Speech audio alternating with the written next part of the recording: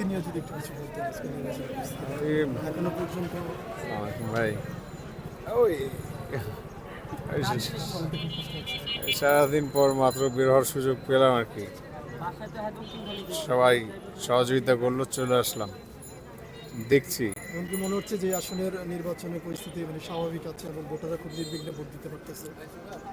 ভোটাররা যে দীর্ঘ বছর পর নিজেদের ভোটাধিকার ফিরে পেয়েছে এবং তারা ভোট দিতে কেন্দ্রে আসতেছে আনন্দ করতে করতে উৎসবমুখর পরিবেশে, যে জুলাই যোদ্ধাদের, জুলাই শহীদদের, গাজীদের অবদানে আজকের এই যে আমাদের ভোটাধিকার ফিরে পাওয়া, আমি আসলে তাদেরকে ধন্যবাদ দেই। এবং যে সবাইকে দেখছি যে খুব আনন্দের সাথে আসতেছে এবং ভোট দিচ্ছে।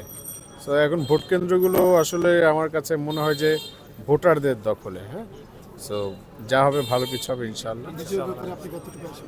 হ্যাঁ, বিজয়ের ব্যাপারে আপনি কতটুকু আছেন? আমরা ধরেন আমাদের কোনো কিছু নাই, হ্যাঁ, টাকা নাই, পয়সা নাই, বাবার ব্যাকগ্রাউন্ড নাই, টাকার মধ্যে আছে একটু এথিক্স, একটু পড়াশোনা, এই মনোবল, মানুষের জন্য কাজ করতে চাওয়ার প্রচেষ্টা।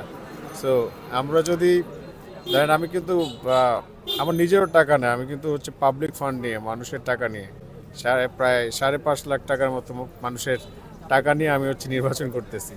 সেখানে যদি আমি 500 ভোটও পাই, আমি বলবো আলহামদুলিল্লাহ, ফাইন, আমি 500 জনের জন্য লড়াই করবো ইনশাল্লাহ। সো আমি হতাশাবাদী দলে নই, আমি সবসময় আশাবাদী। ইনশাল্লাহ যা হবে ভালো কিছু হবে। আল্লাহর রাস্তায় যেতে নেমেছি, ইনশাল্লাহ আল্লাহ দেখবেন, কবুল করবেন ইনশাআল্লাহ। ইনশাল্লাহ।